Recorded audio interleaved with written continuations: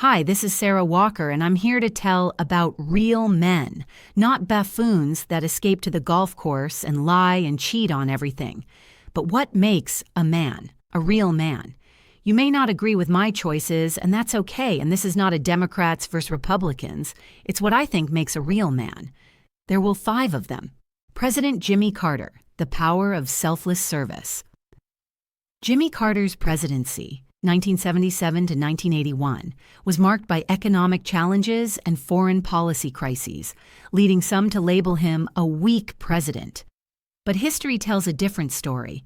It was after he left office that Carter's greatness truly emerged. This wasn't a man chasing power, attention, or wealth.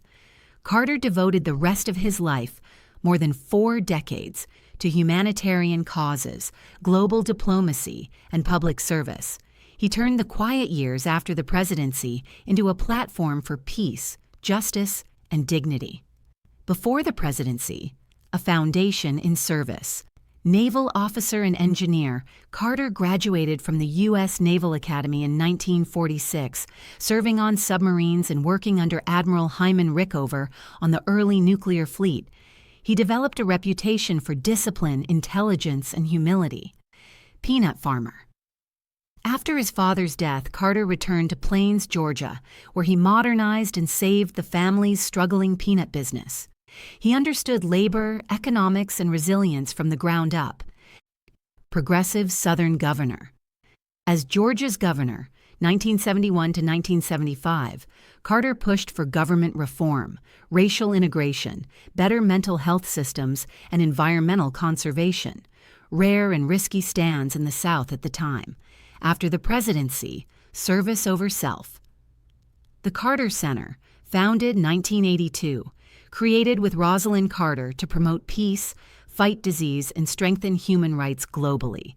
Disease eradication. The Carter Center led efforts that reduced Guinea worm disease from 3.5 million cases in 1986 to fewer than 10 in 2023. Carter once said, "I'd like the last Guinea worm to die before I do." The center also fought river blindness, malaria, and other neglected diseases. Election monitoring. Carter personally observed over 100 elections in 39 countries, from Nicaragua to Ghana, helping ensure democratic integrity where it was fragile or new. Conflict mediation. Often working behind the scenes, Carter brokered peace talks or humanitarian access in North Korea, 1994, Sudan, Ethiopia, Haiti, Bosnia, and beyond. Habitat for Humanity. Starting in 1984, Carter became the face of Habitat for Humanity, physically helping build and repair homes in more than 14 countries. Even into his 90s, after cancer and surgeries, he was still swinging a hammer. The annual Carter Work Project continues his legacy of hands-on compassion. Author and thought leader Carter wrote over 30 books, blending personal memoir, policy insight, and moral reflection.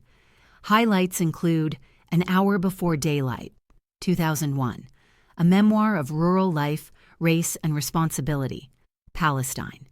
Peace, Not Apartheid, 2006, a controversial but honest attempt to push for a 2-state solution.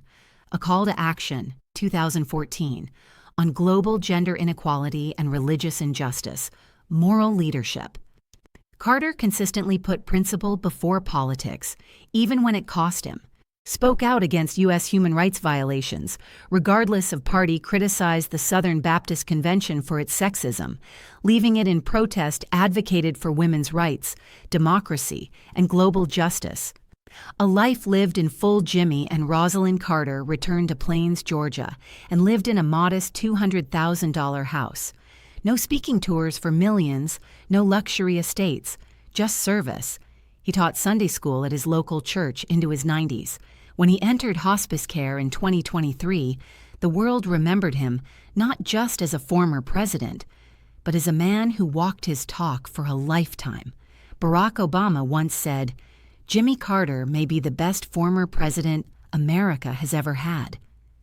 Thank you for watching Sarah Walker's series on Real Men. Real men don't beat their chests, they get things done. not always the party of choice, but what they accomplished was out of love for their country, not for their egos. Please hit the like and the subscribe below, it goes a long way keeping us on the air.